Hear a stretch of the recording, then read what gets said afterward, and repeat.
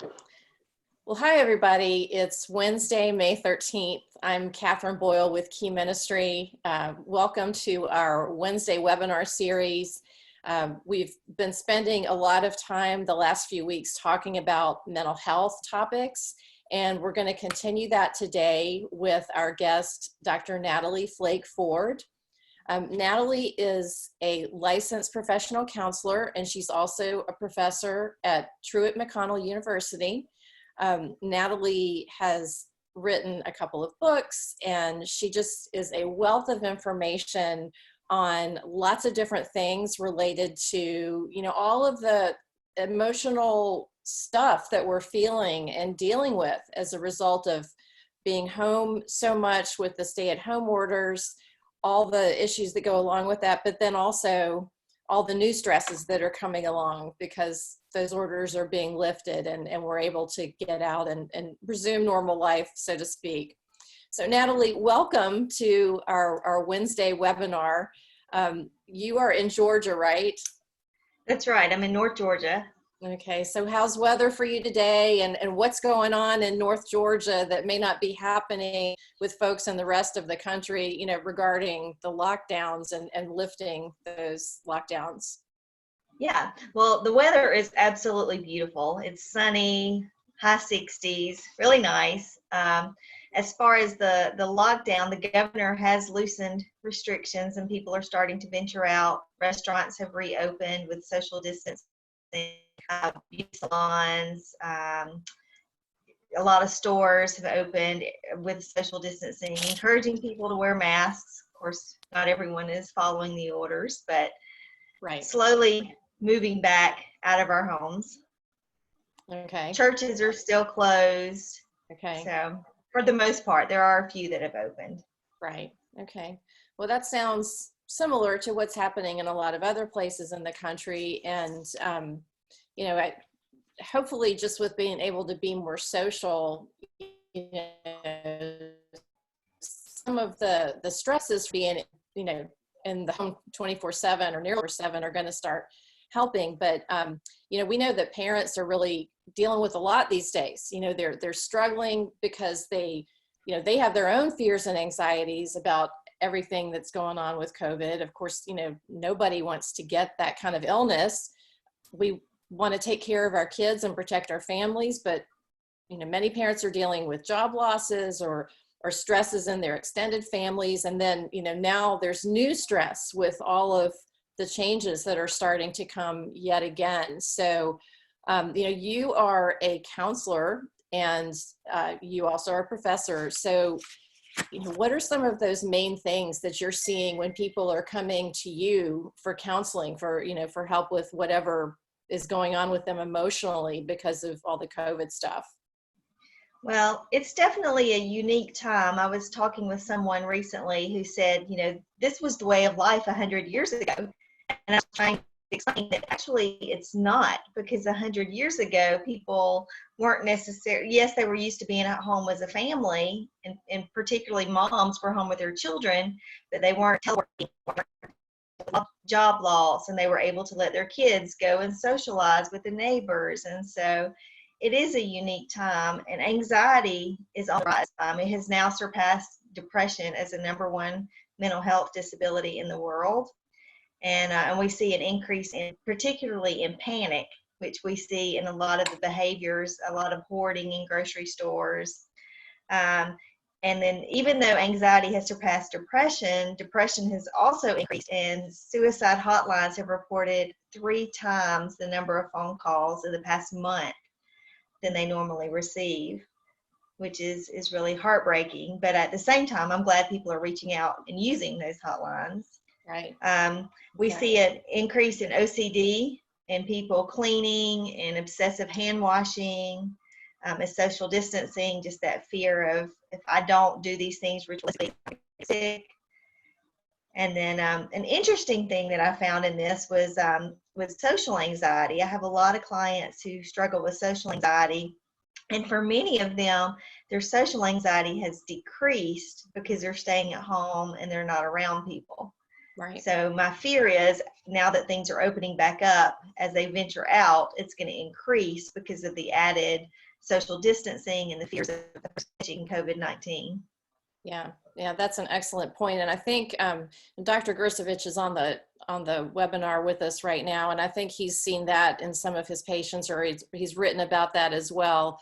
And I think I've seen that on our social media too, that, you know, there's the joke about the introverts, you know, this is the moment we've all been waiting for, you know, being able to stay at home all the time. But, you know, getting back to what is normal is, you know, possibly going to cause some, you know, some distress for many people who are perhaps finding some comfort in being a little bit isolated.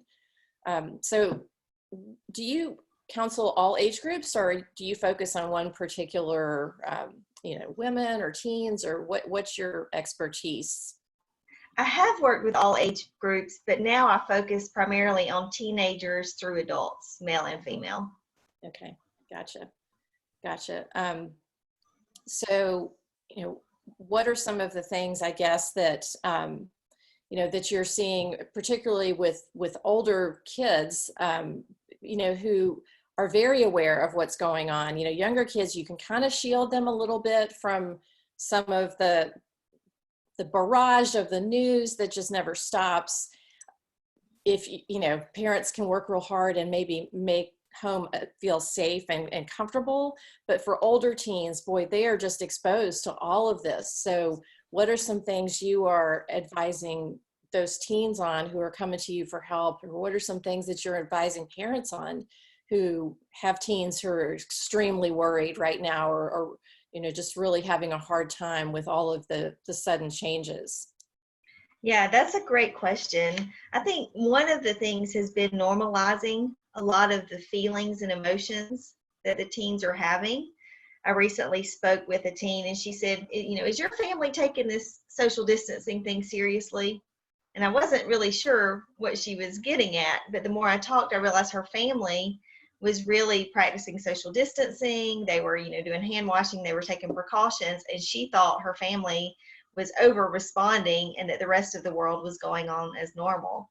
And so for me to be able to say, you know what, I am doing those things, and a lot of people are, and this is to keep you safe and to keep you healthy. And so we were able to kind of talk about her feelings related to that and kind of normalize that for her, which I think was really important. And I think just helping them to have a space to just kind of grieve that it's not the way it's supposed to be. And that's not just for teens, but for all of us. I mean, this isn't the way we anticipated our May would be. And so giving them the space to kind of grieve, to process those emotions, and then encouraging them to continue to connect with their friends, even if it's, you know, virtually or over the telephone, to find ways to still connect in the midst of all of this. What, you know, are there any resources in particular that have been helpful for the clients that you're seeing now, or that you would recommend, particularly for, you know, someone who's an older teen or a young adult who just doesn't have the depth of life experience to really deal with this in a very healthy way? I actually put together a list of some recommended resources, and I'm going to see if I can share the screen and just show those to you. That would be great. And we will post a link to those resources in our descriptions after we're done with the webinar today. Okay, great. These were just a few resources that I kind of pulled. The first one is one for parents, making your children mind without losing yours.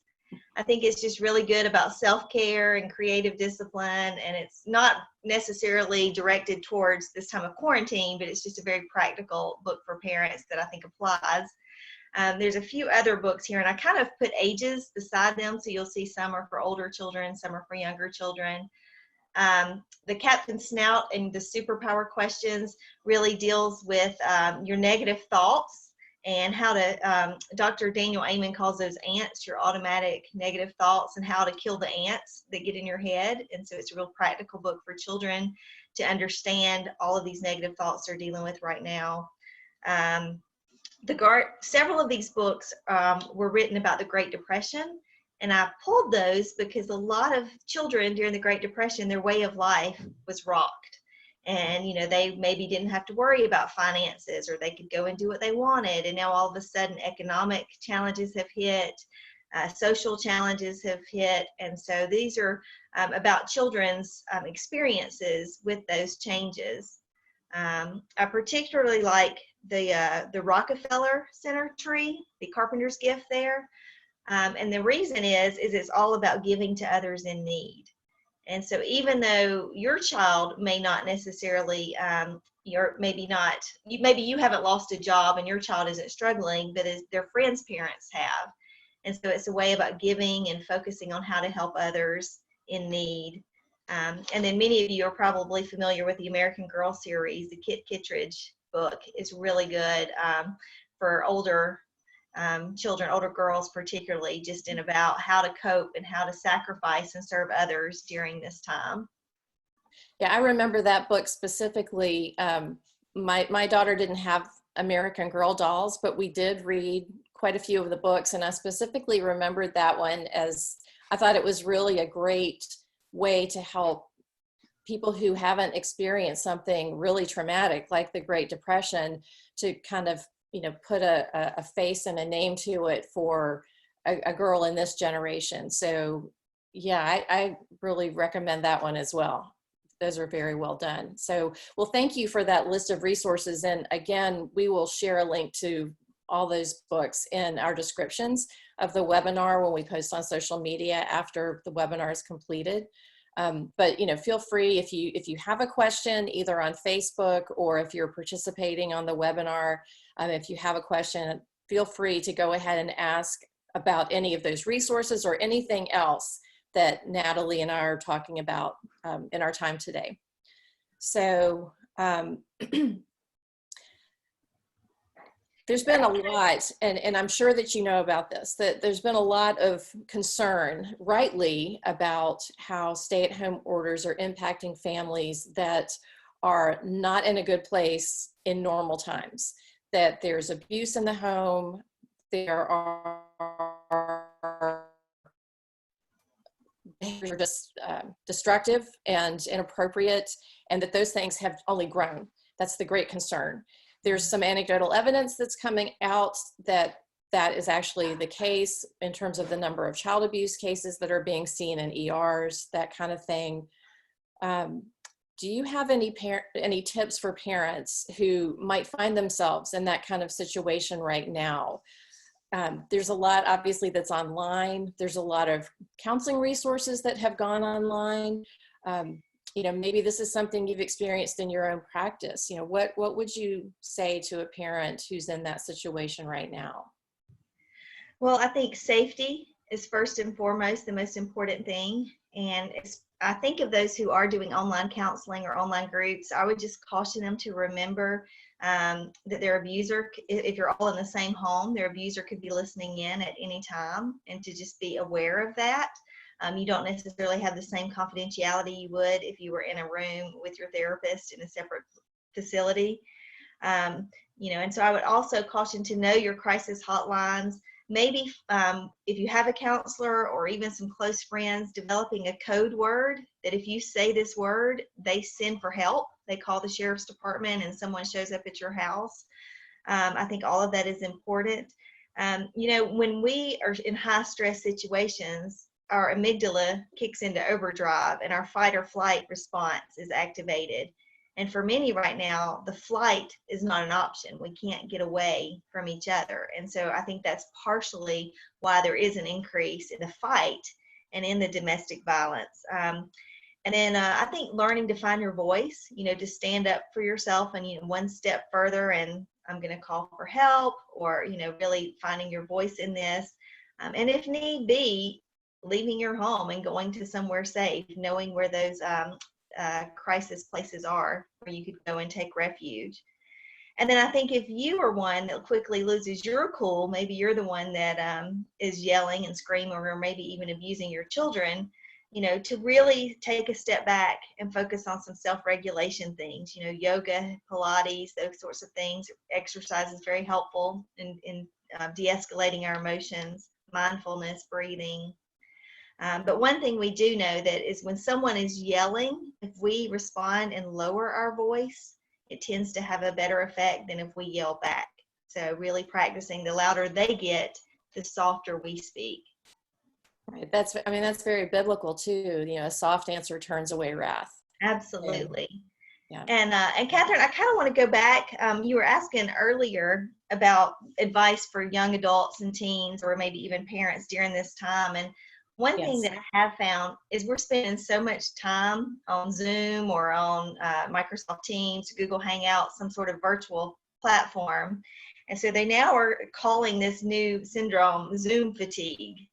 And so this is when, we convince our brains we're connecting with other people. We see familiar faces and we're socializing, but our body is screaming, no, there's a disconnect. We're not really together. So there's this tension, this cognitive dissonance, and it's exhausting and it causes a lot of fatigue. And so I just want to throw out a few recommendations for kind of dealing with that. Absolutely. And so the first thing I would say to parents is structure is so important. When we feel out of control, we often want to do something. We know that panic runs in herds. We see that with all of the toilet paper shortages. A few people panicked and bought all the toilet paper, and then we had a nationwide shortage. And so if you panic, your children and your family are likely to follow. And so you want to create a sense of normalcy in your home. And one of the ways we do that is structure. So creating a schedule, even if you're still not going out of your house, have a time that you get up, have a set time for lunch, schedule outdoor playtime for the children, schedule craft time, quiet time, reading time, whatever. Just creating a daily schedule and maintaining it helps particularly children to feel safe and secure. And so we want to do that.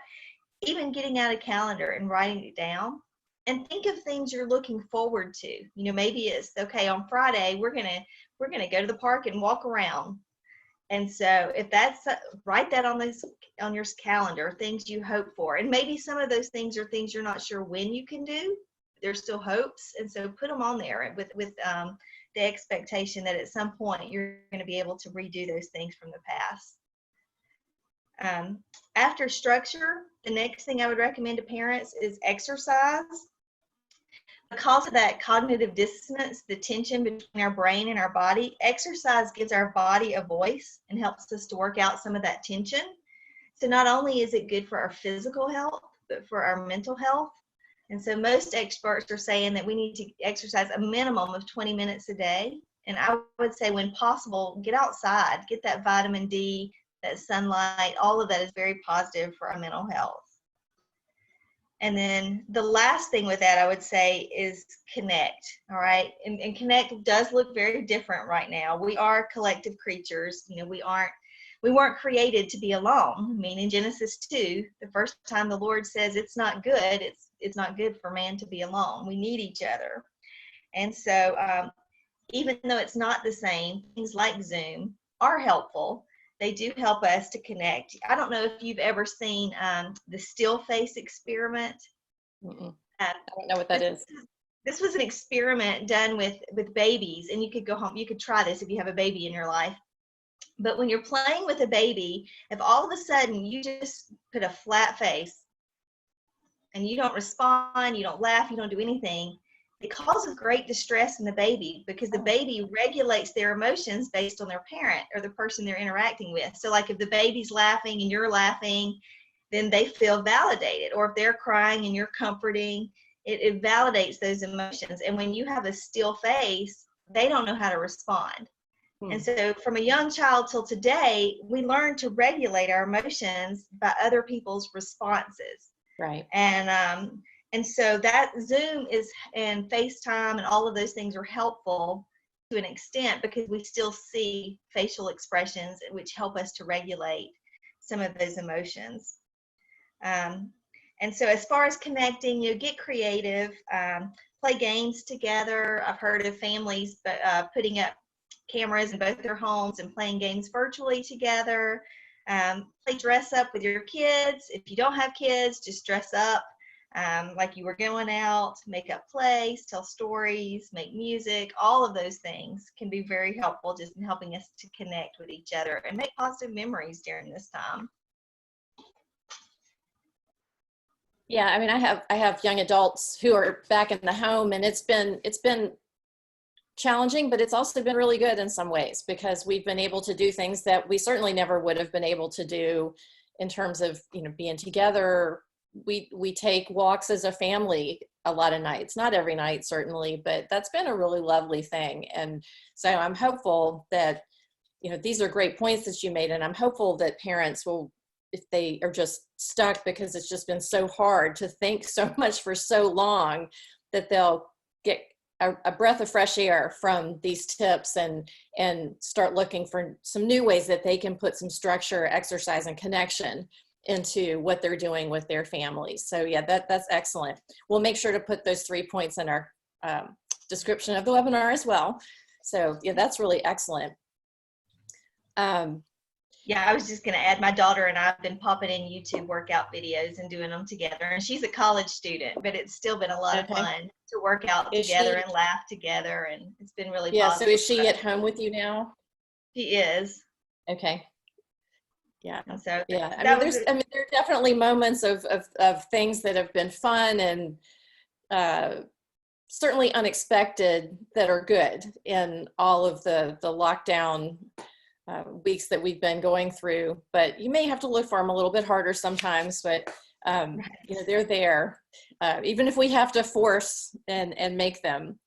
So so back to your counselor hat, are you seeing any differences in the kinds of struggles that kids are having if they have specific diagnoses? For example, if you have a child or an adult who has a child with high functioning autism, are they having certain issues with the lockdown and the isolation that may be different from someone who has a child who's more prone to anxiety and depression, or a child who's been bullied? Are there different things that as a counselor you're seeing that parents may be able to say, oh, okay, that makes sense because my child has all experienced that? And maybe there's not, but I'm just throwing that out there. If there's anything that you've seen that you'd like to share. Yeah, what surprised me is majority of the younger children and even younger teenagers that I see, we met virtually for a couple of sessions, and a lot of them, their parents have chosen to wait until we can meet in person to continue therapy. It really surprised me. I think particularly those who were bullied or having problems at school, those problems have disappeared right now because they're home. Right. And so, which in some ways, this is a good time to work on it while the problem's not there. You can develop skills for dealing with it when they go back, but these families have chosen not to. And I do see, particularly with people with OCD, those who have performance anxiety, those sorts of things are still high, because just being on a screen with their classmates, they feel like everybody's looking at them, they're judging them, they're looking at their home. And so some of those things I think are definitely on the increase with that. And then certainly depression, a lot of them not being able to get out and do things is just feeding their depression. They're isolated. And many of them, their parents are exhausted. They're trying to be teacher. They're trying to do their jobs. They're trying to juggle all these things. So the parent is exhausted. And we know when we're exhausted, we're more snappy. And so I think there's a lot more family dynamics now than maybe other times. Yeah, and that leads to a really good point, because a lot of parents have kids at home, but they also have older parents that maybe they haven't been able to physically be with for a long time now, for several months. So as these orders start lifting, I've seen funny things on social media about how all the huggers in the world are going to be just latching on to everyone, but particularly people who have been isolated and maybe live alone, and maybe they're elderly. This may be a very difficult transition back for them because they're so hungry for that physical contact. So how can the parent who is really caught between the young one and then the older one prepare themselves to meet the elderly parent's needs while not being overwhelmed themselves? Yeah, this is a real challenge because as the sandwich generation, the parent caring for an aging parent, um, there's this fear of if I get too close, I could make you sick, and how would I deal with that? But the aging parent is just longing for connection, and so I would just say social distancing is not social isolation. I don't even really like the term social distancing. I think it's more physical distancing because we Right, still want to connect socially. It's physically that we need to keep a distance. right, Um, but I think that our seniors, their mental health is really going to decline if we continue to leave them in isolation without human contact. You know, I mentioned Genesis 2 right, before, but we were not created to do life alone. And so I think for the parent that's in the middle, you know, to ask family and friends, maybe even church members of your aging parent to call, to check on them, to write letters, drop off gifts, you know, just whatever they can, having the children involved and making cards, making, you know, videos to send, even if you live close to them and are able to go and see them through a window. I know we see that on the news a lot, but I think that does a lot just to see the people you care about and know that you're not forgotten. Um, you know, I've heard of one church that was going out and buying Rokus for all of their seniors and hooking them up so that they could connect in their services, because a lot of the seniors in our area, they may not know how to use all the technology to log in and watch their local church, so they're watching TV church. And we know right, there's something beneficial about seeing familiar faces. right, Um, and then I think at some point too, you have to ask about quality of life, especially these aging adults who are, you know, 80, 90 years old, and they're just longing for someone to hug them. You may need to ask your parent, you know, I want to hug you, but I'm afraid, you know, and let them tell you, I don't care. The risk is worth it for me to get a hug from you right now. Or, you know, and just being right. smart and taking precautions, but not going overboard, I guess I could say. Mhm. And then just, I would also just say, really listen empathetically. I think what happens is as the aging adult begins to share their frustrations, our tendency in the middle is to say, well, don't you appreciate, you know, I'm bringing you lunch every day, I'm calling you 3 times a day, you don't even appreciate what I'm doing. And I think a lot of times the aging adult, it's not that they're unappreciative, it's just that they're so lonely that that they need more, and they just need you to listen. Maybe you can't fix it, but just to listen and validate their feelings. Right, right. Yeah, I mean, that's very good perspective. Um, yeah. So we're about halfway through our time. I just want to mention again that if you have a question or a comment for Natalie, she is a licensed professional counselor, and she teaches at Truett McConnell University in Georgia.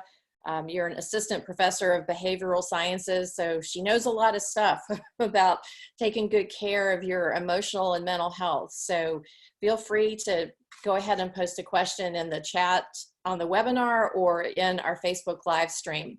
And I'll just throw out too, once we get done with this, since we are recording, we'll be sharing it on our social media. And if you have a question that you think of later, just feel free to go ahead and post it. And we will make sure we get that to Natalie so that she can give you some advice and an answer. So, well, churches have been really changed dramatically, as I know you know. We all had that period in about the first 2 weeks of March where everything went from pretty much normal to all of a sudden nobody was meeting in person anymore. But now churches are starting to reopen. The orders are varying across the country.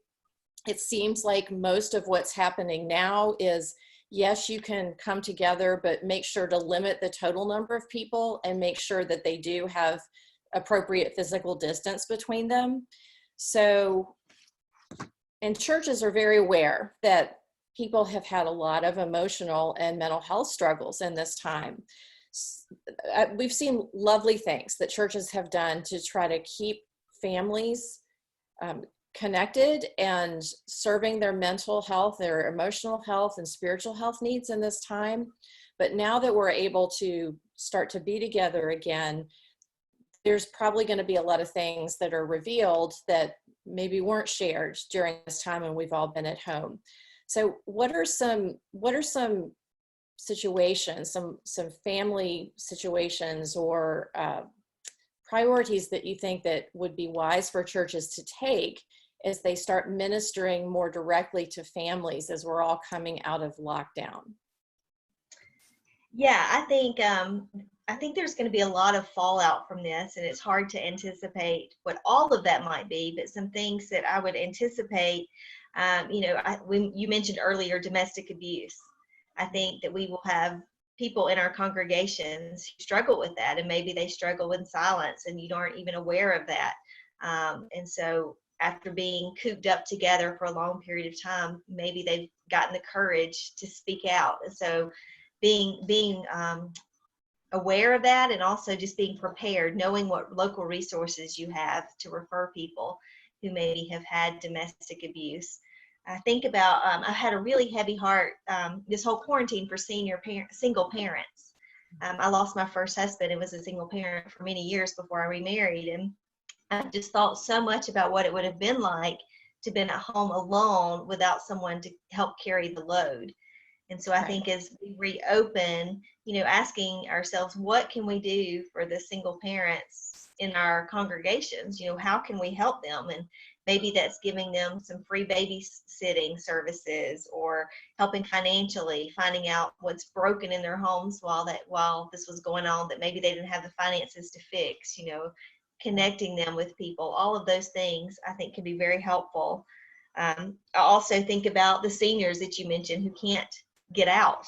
As people are starting to get out, there are certain populations and high risk individuals who can't. And so who are they? And if they can't get out, are there other people who have been in quarantine for several weeks who could go visit them? Or connecting a call list where you have a list of the people who are high risk and people who would agree to call them twice a week, and engaging the congregation and making those connections and phone calls, getting the children involved again, writing letters, making crafts, even the children making phone calls. I know this Mother's Day, our church shared videos where their dads had recorded a video of the kids talking about what they loved about their moms. And it was such a blessing for the congregation to see these children that they're so used to seeing and haven't seen for months. Just seeing their faces and hearing their voices was a huge encouragement. And I think a big thing is to practice self-care. I know we talk about that a lot, but for people in ministry particularly, you pour out and pour out and pour out. And, if you don't live the message, you're not going to be an effective messenger. And we have to take care of ourselves in order to be at a place where we can really help and minister to others. And I know there's been a lot of funerals, and I sadly think there's going to be a lot more, and that takes its toll, particularly on the clergy who may go to multiple in one day. And so where do you go for help? Having those safe people in your life that you can call on and talk to for support. I think all of that is so important right now. I would also just caution to get your news from accurate sources, because right now there are so many conspiracy theories and so many different messages that it can be very confusing, and the congregation looks to our ministry leaders for guidance. And so it's important that we know that what we're sharing is the most accurate information out there and that it's reliable. Right. We want to really be careful about that. And then lastly, I think just being willing to talk about the quarantine. Don't pretend like it's not there. This is a real part of reality. Talk about the negative feelings your congregation might feel. As you're doing your sermons, normalize that some anxiety and depression during this time is normal. But when it's affecting your ability to do the things you would normally do, then maybe you need to get help. And I know in the church, there's often a stigma to getting help. And this is a chance that I think we have as ministry leaders to really help fight that stigma and help connect people with Christian helpers. Right. Yeah. Excellent. Excellent And point. for those who aren't in ministry, I would just encourage you to pray for your pastors. because they have so many decisions right now: when to reopen churches, how to reopen churches, what does that look like? And so really pray that God would give them wisdom from heaven right now. Yeah, it's a very difficult time, and you know, we've tried really hard. If you've followed any of what we've done since the beginning of all this, we've tried really hard to help pastors focus on mental health and on their own mental health, because that is always something that accompanies any kind of disaster. We've shared some information from the Humanitarian Disaster Institute, and they've studied the impacts of disasters on populations, and the mental health impacts are always present, and they are often not taken care of very well. So hopefully this is an opportunity for the church to really lean in here. It's very encouraging to see that so many churches are talking about anxiety and depression right now.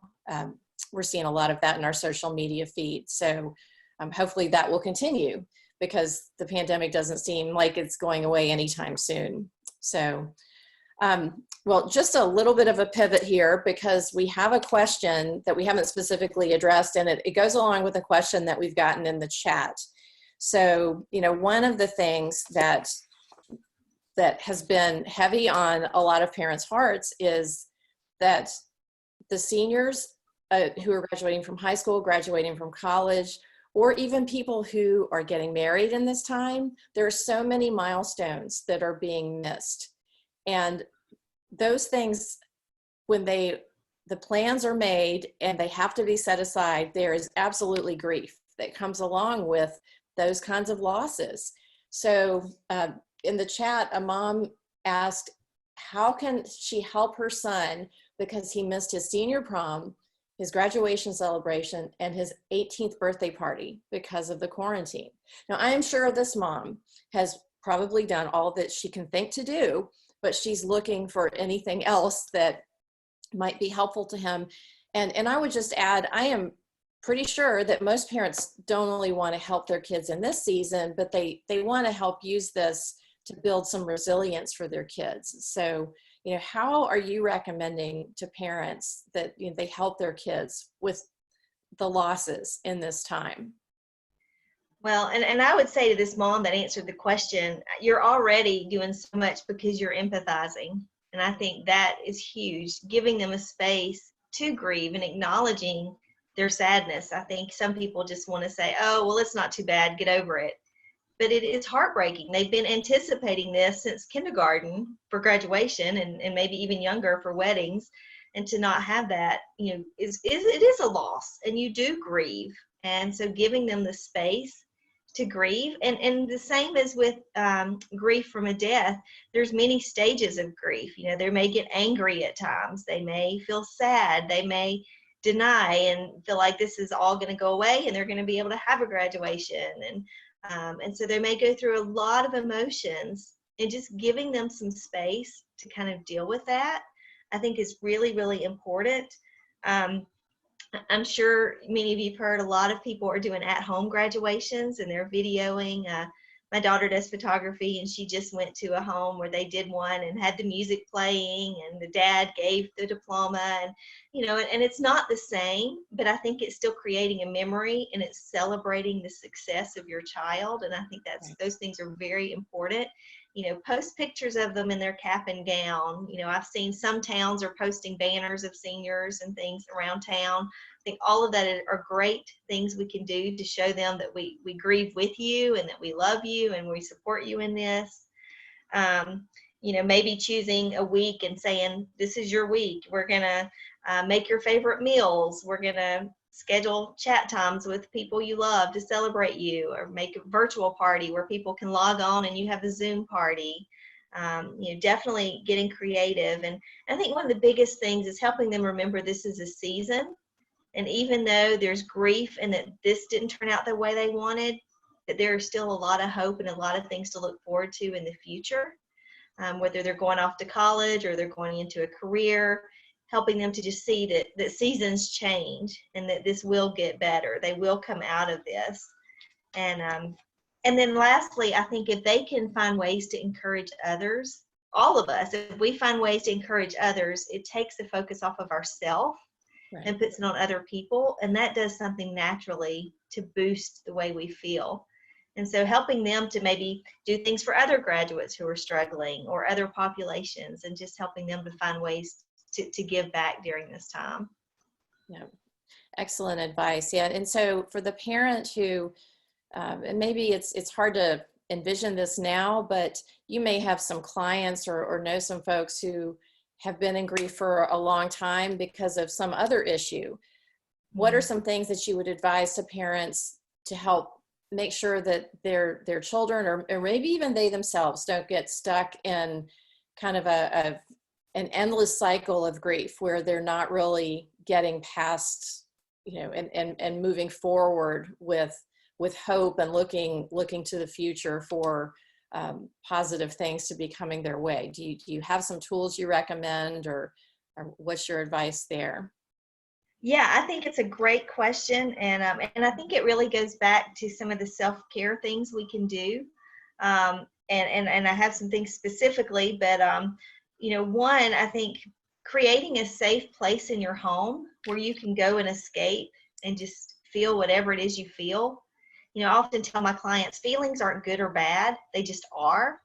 It's our actions of what we do with our feelings that can be good or bad, but giving yourself permission to feel angry, to feel sad, to feel, bitter because graduation, but don't stay there. But in order to get to the other side, we have to walk through those emotions. And so finding a quiet place where you can be with those emotions, where you can journal, where you can, cry out to the Lord. If possible, a place where there's no screens, so you're not answering your phone. And even if you have little kids at home, telling them, hey, when mommy goes into this place, unless it's an absolute emergency, I'm going to set a timer, and when the timer ends, you can come in, but until then, you wait. Just a place where you can be alone, because particularly as parents, we feel like we have to be strong for our kids, and we're struggling too. So finding that safe place where we can grieve, where we can feel all of those emotions. And then next, watching what we're saying out loud. Our kids are listening, and I mentioned before that they're like sponges, and whatever the atmosphere is in the home, the child's going to mimic, and they're going to pick up on. So it's important that we find a place to get our emotions out, but we don't necessarily want to do it in front of the children. We want to do it in a quiet, safe place. Right. One thing I've learned through this is when we're anxious, we tend to drink less water. And when we get dehydrated, it impacts our ability to think clearly and rationally and make good choices. So I think that's a simple thing that we can all watch our water intake, drink enough water so that we don't get dehydrated, so we think more rationally. I mentioned exercise, and who do you need to see? You don't have to grieve alone. Who are the people you need to connect with? And by see, I don't necessarily mean you're physically together. With some of these social distancing guidelines, in places opening up, you may be able to go outside and sit 6 feet apart and actually be in the same space with someone right now. Right. But who are those people you need that support you, that encourage you, and reach out to them? I talked to a friend recently, and she said, I haven't called you because I know you help people all the time, and I've just been in such a rough place. I didn't want to add to that. And my response was, well, I don't have it all together, and hearing you don't have it all together helps me. We need to kind of share that together. And so I think that fear of being a burden to someone else can prevent us from reaching out when maybe we really need to reach out. Right. And obviously spending time alone with the Lord, this is a unique time where we have more time. I often ask people, if you had 3 more hours a day, what would you do? Well, for many of us, we have it. And are we doing those things? Right. Usually exercise and time with God are at the top of that list. And so I think really being intentional with God and practicing gratitude, each day, starting with 3 things you're thankful for before you even get out of bed. Lord, thank you for, and name 3 things, because even though there's a lot we're not happy about, we still have so much to be grateful for. Right. Yeah, absolutely. Yeah, absolutely. That's excellent. Yeah. Funny little aside, every time we make a tuition payment, I'm grateful. I really make time to thank God for that, because it's That's like, right. okay, it's one less that we have to pay going forward. Absolutely. Yeah. Yeah. Can you tell that we're waiting for one, because it's like top of mind here? Well, I've spent a lot of time in Africa, so indoor plumbing is always at the top of my list. Absolutely. Yeah, absolutely. I had a friend who was a missionary there or grew up there actually. And she used to say that there's no such thing as deodorant in Africa. So, so Right. deodorant, yeah, yay. I mean, that's a gift Yes, here, right? absolutely. Yeah. Um, well, let's see. We have about 15 more minutes. Please, if you have a question or a comment, please go ahead and share that in the Facebook comments or in our chat on the webinar. But again, we'll make sure that we connect you to Natalie and ask your question if you think of something later. We're getting close to the end. What are some things that, I guess, if you had to kind of summarize what you think are some best practices for parents who have kids at home, kids of whatever age, what are some ways that you think are just super important for them to just focus on? Maybe it's only 2 or 3, because we can't do everything. Right. We do have more time in our day, but we have more demands on our time now that are different and probably making us feel stressful. So if you just had a couple things for people to focus on, parents at home, what would those couple of things be? I think younger children right now, because of they tend to be more clingy when their anxiety rises. There's social anxiety kicks in, and so they may be more clingy. They're popping in on your Zoom meetings. You're trying to take a shower. They're knocking on the door, coming in. And so I think just making, again, a schedule, a secure place where they feel safe. I think that's really important, and it's going to help their anxiety. I mentioned exercise before. I think that's so critical for all of our mental health, but particularly children, trying to make that time each day and make it fun, do it as a family if possible, creating fun ways. And then changing in eating patterns right now. We are all eating at home. A lot of kids have access to the refrigerator all day long. And so limiting their intake, don't let them graze. Really, again, this is when we eat. We don't just eat all day long. Some of those basic things, I think, go a long way. And then praying with your children, helping them to see you model that, praying with them, helping them to find that their security is in God, that our hope is not in our government, it's not in our jobs, but our hope is ultimately in the Lord. Right. Right. Well, we just got a question. Thank you so much for submitting. Key Ministry does a lot of work, not only with mental health, but also with other disabilities. So we serve a lot of families in the special needs community. We work with a lot of ministries in the special needs community.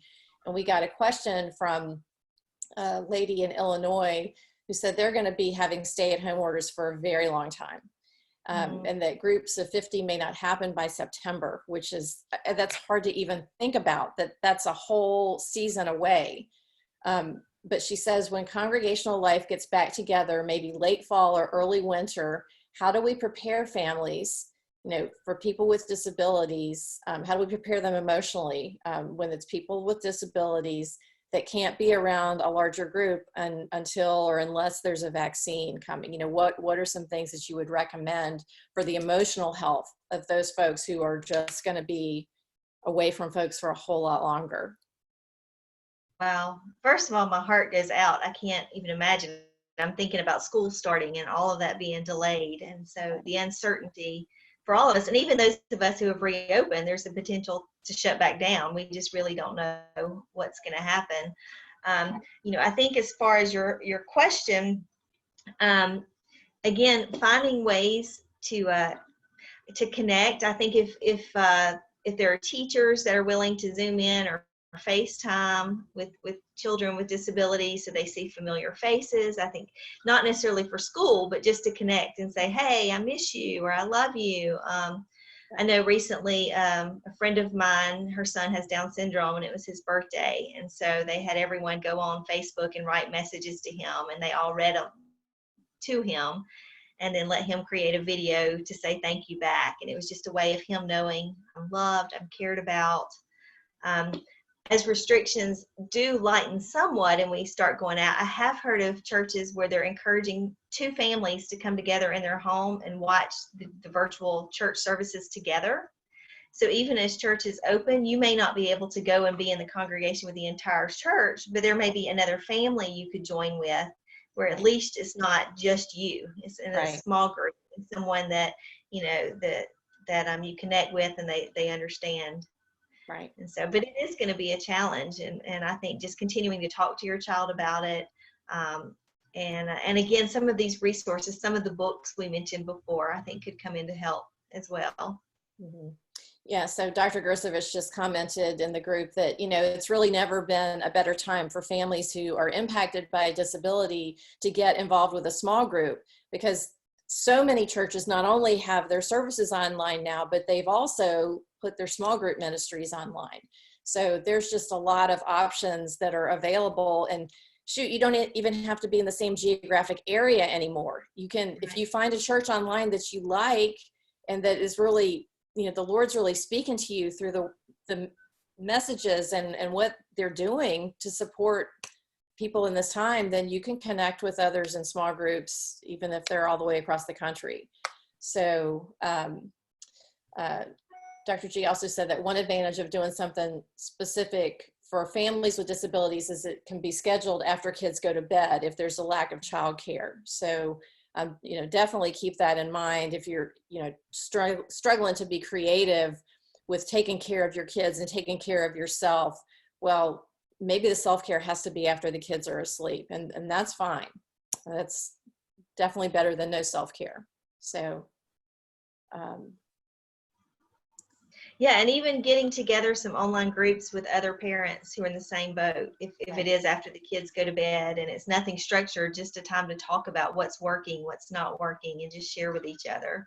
Yeah, we actually have been running a similar kinds of thing for special needs ministry leaders once a week, and it's been very fruitful and very helpful for all of us who have participated to share ideas and work through those things that aren't, you know, really going so well right now, to come up with better solutions. So yeah, parents, that's a great idea for you too. You know, come alongside somebody who is in the same life situation that you are, and maybe you guys can figure out some things that you can do together to help meet your both your family's needs.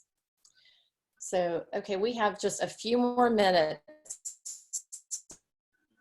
So, any other words of wisdom, Natalie? This has been such a great conversation. You've really given a lot of great information and food for thought, I think, for people who've been watching and will see the recording.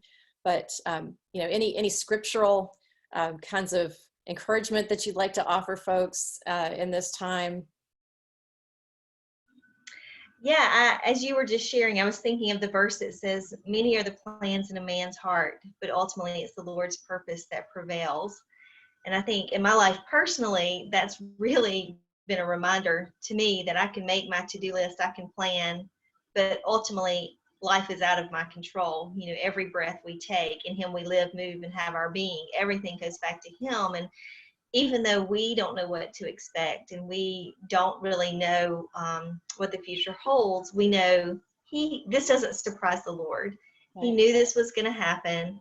And He has a plan in all of this for our good and for His glory. And I think as we draw close to Him, that's where we're going to find the peace and the comfort and the joy. I mean, we can do a lot of things to help, but ultimately drawing close to Him, I think, is the most important thing that we can do as individuals and also for our families. Yeah, and those things aren't always feelings, for sure. They are choices that we have to make, even when we don't have the feelings that go along with them. Absolutely. There are times, I mean, we may get angry with God. God, you could have stopped this. Why didn't you? Why did my husband die and I'm here by myself? Why? And when I think of that, you know, when I lost my husband and I was going through a lot of those whys, the Lord led me to the passage in the Garden of Gethsemane when Jesus says, if there's any other way, take this cup from me. And I realized Jesus knew why he was going to the cross, but it didn't change how he felt. He still grieved. He still felt sorrow and anguish. And so even if we knew why we were going through this, it wouldn't change necessarily how we feel. And so I think just doing our part to take care of ourselves, to be healthy, and to try and just trust the Lord. And when we're struggling, to even admit that, Lord, I want to trust you. Help my unbelief right now. And just being real. Yeah, that's an excellent point. Well, so Natalie, you've written one or two books, or you've got one coming out next year. Is that right? We definitely want to make some time for you to give a little shout out for your work so people can find it. Well, thank you. Yeah, I've written one book, Tears to Joy, Finding Hope in the Presence of Bipolar Disorder and Suicide, which is my journey with my first husband's battle with suicide and bipolar disorder. And then in August 2021, we have a book called Grace-Based Counseling, a guide for clergy and counselors. It's a new approach to Christian counseling, and that will be coming out in August of 2021. And then I have lots of just resources and blog posts on my website, which is just www.tearstojoy.org. Okay, tearstojoy.org, and we will make sure that's in our description so folks can find you. Thank you. So, well, thank you so much for your time and for preparing for this time. This has just been a tremendous amount of information. Thank you, everyone who was able to join on Facebook Live and also in the webinar. We're going to continue having these kind of conversations. Our next one is going to be in 2 weeks, which I believe is May 27th. We'll have the description and the registration link up on our website within a few more days. But please do check the keyministry.org events page for this kind of conversation, as well as interactive conversations that we have every week. And make sure you visit the keyministry.org/coronavirus page. We update it every day. We'll post the video from this conversation there.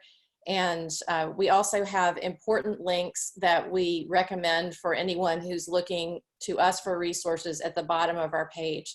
So this is Catherine Boyle from Key Ministry on behalf of the whole Key Ministry team. Thanks so much for joining us, and we'll see you next time. Take care. Thank you.